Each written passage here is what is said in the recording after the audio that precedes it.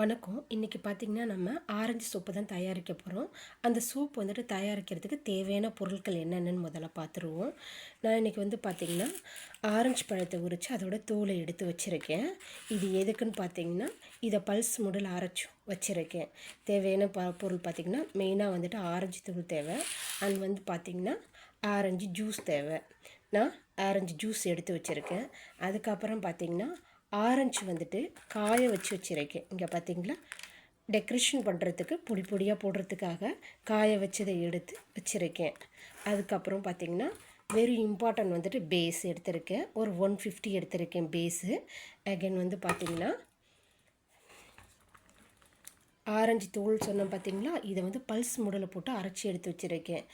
Orange தோலையும் with இந்த ஜூஸையும் இதில் water எதுவும் கிடக்கல. நான் ஒரு 15 ml எடுத்திருந்தேன், ஆரஞ்சு ஜூஸ் எடுத்திருந்தேன்.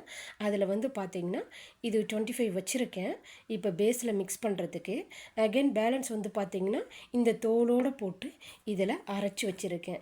நம்ம பார்த்திங்கன்னா ஆரஞ்சு சோப்புக்கு நிறைய பேர் கலரிங் இதெல்லாம் மிக்ஸ் பண்ணுவாங்க. பட் நம்ம இன்றைக்கி இந்த கலரிங்கும் மிக்ஸ் பண்ணுறதில்ல. நான் எப்போதும் தயாரிக்கிற ஹெர்பல் சோப்பும் சரி, சேல் பண்ணுற சோப்பும் சரி, நான் எந்த ஒரு கலரிங்குமே மிக்ஸ் பண்ணுறதில்ல. நம்ம கலரிங் மிக்ஸ் பண்ணால் கடையில் உள்ளது மாதிரி இருக்கும். நம்ம நேச்சுரலாக நமக்கு என்ன கலர் வருதோ அதை வச்சு தான் நான் சேல் பண்ணுறேன். இன்றைக்கி அதே மெத்தடை தான் உங்களுக்கு தயாரிக்க போகிறேன். அப்புறம் பார்த்திங்கன்னா வெரி இம்பார்ட்டன்ஸ் பார்த்திங்கன்னா கிளின்சரிங் எடுத்திருக்கேன். இன்றைக்கி வைட்டமின் சி கேப்ஸ் எடுக்கல, கிளின்சரிங் எடுத்திருக்கேன். இப்போது நம்ம ஆரஞ்சு சோப்பை எதனால் நம்ம ஸ்கின்னுக்கு யூஸ் பண்ணணும்னு முதல்ல தெரிஞ்சுக்கணும். ஆரஞ்சு பார்த்திங்கன்னா நம்ம உடம்புல உள்ள தோள்களில் இறந்த செல்கள் ரிமூவ் பண்ணும். இப்போ வெயில் காலம் அதிகமாக இருக்கிறதுனால பார்த்திங்கன்னா ஸ்கின் ரேடியேஷனால் ரொம்ப டேமேஜ் ஆகும். ஸோ அதை சரி செய்யக்கூடியதுன்னு பார்த்திங்கன்னா இந்த ஆரஞ்சு தான். இந்த ஆரஞ்சில் 3 வகையான ப்ரோட்டீன்ஸ் அண்டு பார்த்திங்கன்னா மெக்னீஷியம், கால்சியம் இருக்குது. இது நம்ம ஸ்கின்னை பார்த்திங்கன்னா சுருங்காமல் பார்த்துக்கும். அப்புறம் ரேடியேஷனால் ஆகக்கூடிய ஸ்கின் கருமையாகுது பார்த்திங்களா, கருப்பாகிடும். அதை சரி செய்யக்கூடியது. இறந்த செல்ஸை ரிமூவ் பண்ணக்கூடியது, அதாவது புது செல்ஸ் வளர வைக்கும். இப்படி செய்கிறதுனால பார்த்திங்கன்னா நம்ம ஸ்கின்னை பார்த்திங்கன்னா நல்ல ஒரு உள்ளேருந்து க்ளோவிங் கொடுக்கும், யங்கஸ்ட்டாக வச்சுருக்கோம். இதை விட முக்கியமானது என்னென்னு பார்த்திங்கன்னா உடல் சுருக்கத்தை போக்கக்கூடியது. ஆரஞ்சு பார்த்திங்கன்னா ஜூஸாக இருந்தாலும் சரி, அதோட பீலாக இருந்தாலும் சரி, நமக்கு நிறைய பெனிஃபிட்ஸை கொடுக்குது. இதை நம்ம நிறைய பேருக்கு தெரியும். ஸோ இப்போ சோப்பு நம்ம தயாரிக்க போகிறோம்னு நீங்கள் முடிவு பண்ணிட்டீங்கன்னா முதல்ல என்ன பண்ணுங்கள், நான் நிறைய சோப்பெல்லாம் டெக்கரேஷன் பண்ணுவேன். அதில் உள்ளதே தான் எடுத்திருக்கேன். இதை நான் காய வச்சு எடுத்து வச்சுருக்கேன். இங்கே பாருங்களேன், காய வச்சு நல்ல பொடியாக எடுத்து வச்சுருக்கேன். இதை இப்படி டெக்கரேஷன் பண்ணிப்பேன். அதுக்கப்புறம் பார்த்திங்கன்னா ஆரஞ்சு தோல் எடுத்து வச்சுருக்கேன்.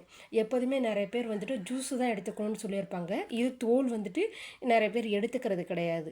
ஆனால் உண்மை என்னென்னு பார்த்தீங்கன்னா இந்த ஜூஸை விட இந்த தோல் நம்ம ஸ்கின்னுக்கு அவ்வளோ பெனிஃபிட்ஸை கொடுக்குது. அதனால தான் நலுங்கு மாவோ மற்றதை நம்ம அடிக்கும்போது பார்த்திங்கன்னா இதை நம்ம ஆரஞ்சு தோலை எடுத்துக்கிறோம். ஸோ நான் இன்றைக்கி இது ரெண்டையும் மிக்ஸ் பண்ணி எடுத்து வச்சுருக்கேன். இதை என்ன பண்ண போகிறோன்னு பார்த்திங்கன்னா இந்த ஜூஸை பாதி அளவு இதில் மிக்ஸ் பண்ணி அரைச்சிருக்கேன். பல்ஸ் மோடில் தான் அரைச்சிருக்கேன். உங்களுக்கு நல்லா தெரியுதுங்களா, நான் ரொம்ப கிரைண்ட் பண்ணல, பல்ஸ் மோடில் அரைச்சிருக்கோம். இந்த ஜூஸ் பார்த்திங்கன்னா நம்ம தேவையான அளவுக்கு எடுத்து இதில், அதாவது டைரெக்டாக அப்ளை பண்ணிக்க வேணாம், இதில் ஜூஸில் மிக்ஸ் பண்ணும். நிறைய பேர் டைரெக்டாக சோப்பேஸ்லேயே போட்டுருவாங்க. நம்ம இப்படி இதில் மிக்ஸ் பண்ணிக்கலாம். இப்படி மிக்ஸ் பண்ணுறதுனால பார்த்திங்கன்னா நமக்கு அந்த ஜூஸோடு அழகாக சோப்பேஸில் நம்ம மிக்ஸ் பண்ணிக்கலாம். ஏன்னு பார்த்திங்கன்னா டைரெக்டாக நீங்கள் சோப்பேஸில் போட்டிங்கன்னா அங்கங்கே ஒட்டிகிட்டு இருக்கும், அது நல்லா இருக்காது. பட் இப்போ பார்த்திங்கன்னா நம்ம ஜூஸையும் எடுத்துருக்கோம், அகெயின் பார்த்திங்கன்னா அதோட தோலையும் எடுத்துருக்கோம். இது பார்த்திங்கன்னா நம்ம டைரெக்டாக சோப்பேஸில் யூஸ் பண்ணி நம்ம எப்போதும் பாயில் பண்ணி யூஸ் பண்ணிக்கலாம். இப்போது வாங்க, இப்போ நான் என்ன பண்ணுறேன்னு பார்த்தீங்கன்னா நான் ஏற்கனவே ஒரு 150 சோப்பீஸ் எடுத்து வச்சுருக்கேன். கொஞ்சம் அதிகமாக தான் எடுத்திருக்கேன். உங்களுக்கு தேவைன்னா ஒரு 120 கூட நீங்கள் எடுத்துக்கலாம். நான் இதில் டைரெக்டாகவே இதில் இப்படி மிக்ஸ் பண்ணிக்கிறேன்.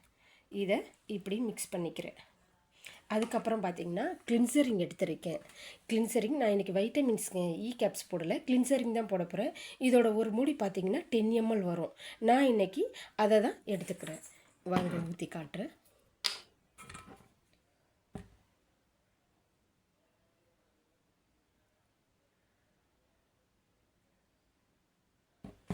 கிளின்சரிங்கை வந்து எடுத்துக்கலாமான்னு கேட்டாங்க ஒரு சில பேர். நீங்கள் தாராளமாக எடுத்துக்கலாம். இது வந்து பார்த்திங்கன்னா தாவரத்துலேருந்து எடுக்கக்கூடியது தான். ஸோ நீங்கள் இதை எடுத்துக்கோங்க. அப்படி உங்களுக்கு வந்து கிளின்சரிங் எடுத்துக்கிறதுக்கு வந்துட்டு பயமாக இருக்குன்னு சொன்னாக்கா நீங்கள் வெஜிடபிள்ஸ் ஆயில்ஸ் எடுத்துக்கலாம். இல்லை வேறு ஏதாவது ஆயில்ஸ் கூட நீங்கள் எடுத்துக்கலாம். நான் வந்து பார்த்திங்கன்னா கிளின்சரிங் எடுத்திருக்கேன் இன்றைக்கி. ஸோ நம்ம இதை வந்து பார்த்திங்கன்னா இப்படியே தான் பாயில் பண்ண போகிறோம். இந்த சோப்ஸ் நம்ம யூஸ் பண்ணுறதுனால வந்து பார்த்திங்கன்னா நம்ம ஸ்கின்னை வந்து நல்ல ஒரு க்ளோவிங்ஸாக வச்சுருக்கோம். அதுக்கப்புறம் பார்த்திங்கன்னா நம்ம நல்ல ஒரு நிறைய பேர் முகத்தில் உடம்புலலாம் கரும்புள்ளி இருக்குன்னு சொல்லுவாங்க, கருமையாக இருப்பாங்கன்னு சொல்லுவாங்க. அந்த கருமையை நீக்கக்கூடியது. ஒரு சிலவங்களுக்கு ஏஜ் அதிகம் ஆயிருக்காது, ஆனால் வந்து பார்த்திங்கன்னா ஏஜ் ஆன மாரி ஒரு தோற்றத்தை கொடுக்கும். இன்னொன்று இந்த வெயில் காலம் பார்த்திங்கன்னா ரொம்ப ட்ரைனஸாக இருக்கிறதுனால வந்து என்ன பண்ணுறதுன்னா சீக்கிரம் வந்து ரொம்ப ஃபேஸ் வந்து டல்னஸ் ஆகிடும். நம்ம எங்கே நடந்தாலும் ஒரு டயர்ட்னஸ் ஆகிடும். அப்படியே கழுத்து பகுதி, கை, அப்புறம் இந்த அக்குள் பகுதி இதெல்லாம் பார்த்திங்கன்னா ரொம்ப கருமையாகிடும். ஸோ அந்த கருமையெல்லாம் சரி செய்யக்கூடியதுன்னு பார்த்திங்கன்னா இந்த ஆரஞ்சு தான். இப்போது நம்ம கடையில் வந்துட்டு ஆரஞ்சு சோப்புன்னு வாங்கினா கூட அவங்க வந்து நம்மளை இதேமாரிலாம் கேர் பண்ண மாட்டாங்க. பட் ஹெர்பல்னு இருக்கும்போது நம்மளே நம்ம கேர் பண்ணி அழகாக செஞ்சுக்கலாம். இப்போ இந்த சோப்பை வந்துட்டு உங்களுக்கு பாயில் பண்ணி எடுத்து காட்டுறேன், எப்படி இருக்குன்னு பாருங்கள். இப்போ பாருங்கள், நம்ம காய்ச்சின சோப் பேஸை வந்துட்டு எடுத்து லிக்விடை ஊற்றுறோம். நம்ம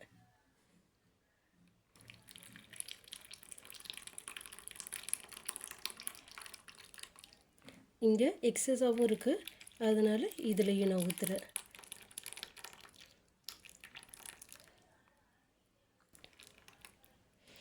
ஏன் எனக்கு இன்னும் கொஞ்சோண்டு எக்ஸஸாக இருக்குதுன்னு பார்த்தீங்கன்னா நம்ம வந்துட்டு லிக்விடு கொஞ்சம் அதிகமாக சேர்த்துருக்கோம்.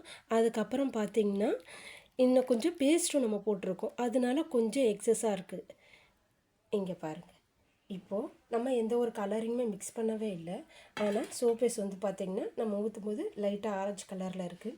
இது வந்து பார்த்திங்கன்னா நிறைய பேர் வந்து என்ன சொல்லுவாங்கன்னா ஒரு 5 ஹவர்ஸ் இல்லை 6 ஹவர்ஸ்க்கு அப்புறம் எடுக்கணுன்னாங்க. நான் ஒரு 5 மினிட்ஸ் கழிச்சு எடுத்துருவேன். ஏன்னா நான் கொஞ்சம் லிக்விட் வந்து பார்த்திங்கன்னா கொஞ்சம் திக்னஸ் ஆகும்போது தான் எடுப்பேன். ஸோ உங்களுக்கு ஆரஞ்சு சோப்பு தயாரிக்கணும்னா நீங்கள் இதே ஃபார்மேட்டில் தயாரிக்கலாம். நிறைய பேர் என்ன பண்ணுறாங்கன்னு பார்த்திங்கன்னா ஆரஞ்சு தோலை வந்துட்டு யூஸ் பண்ணுறது கிடையாது, அதை யூஸ் பண்ணாமல் அதோட ஜூஸை மட்டும் வச்சு தயாரிக்கிறாங்க. அது ஜூஸை மட்டும் வச்சு தயாரிக்கிறது நமக்கு ஸ்கின்னுக்கு அந்தளவுக்கு பெனிஃபிட்ஸ் தராது. ஏன்னா நம்ம ஸ்கின்னுக்கு வந்து பார்த்திங்கன்னா ஆரஞ்சு ஜூஸை விட அதோட தோல் தான் வெரி இம்பார்ட்டன்ஸு. அதனால் நீங்கள் தயாரிக்கிறதா இருந்தால் இதை மாதிரி தயாரிங்க. நான் இப்போ எடுத்து உங்களுக்கு வாஷ் பண்ணி காட்டுறேன். சொன்னேன் இல்லைங்களா உங்களுக்கு ஆரஞ்சு வந்துட்டு சோப்பு.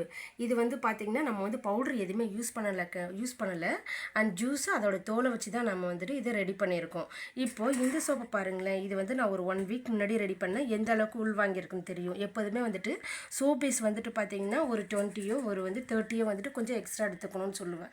காரணம் என்ன தெரியுங்கன்னா நம்ம வந்துட்டு சோப்பாக வந்துட்டு மெல்ட் பண்ணி ஊற்றும் போது பார்த்திங்கன்னா அது கொஞ்சம் நல்லா இருக்கிற தன்மை ஆகும்போது இப்படி தான் உள்ளாகும். இப்போது நம்ம ரெடி பண்ண சோப்பை பாருங்களேன், இதோட டிசைனிங் எப்படி லுக்கிங்காக இருக்குது பாருங்கள். ஸோ இதை மாதிரி நீங்களும் ரெடி பண்ணிக்கலாம். இப்போ ஹெர்பல் சோப் வந்துட்டு நம்ம வந்துட்டு நமக்கு பிடிச்ச மாதிரி எதை வேணாலும் ஆட் பண்ணி ரெடி பண்ணி இதை யூஸ் பண்ணும்போது பார்த்திங்கன்னா நம்ம ஸ்கின்னுக்கும் சரி நம்ம உடம்புக்கும் வந்துட்டு நல்ல ஒரு பெனிஃபிட்ஸை கொடுக்கும். நான் இப்போ இதை உங்களுக்கு வாஷ் பண்ணி காட்டுறேன்.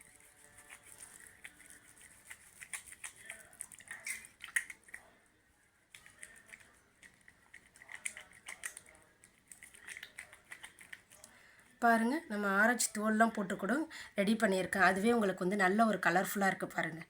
இங்கே பார்த்தீங்களா, தெரியுதுங்களா? நம்ம இதேமாரி நமக்கு பிடிச்ச மாதிரி எதை வேணாலும் நம்ம யூஸ் பண்ணி நல்ல ஒரு டெக்கரேஷன் மாதிரி பண்ணிக்கலாம்.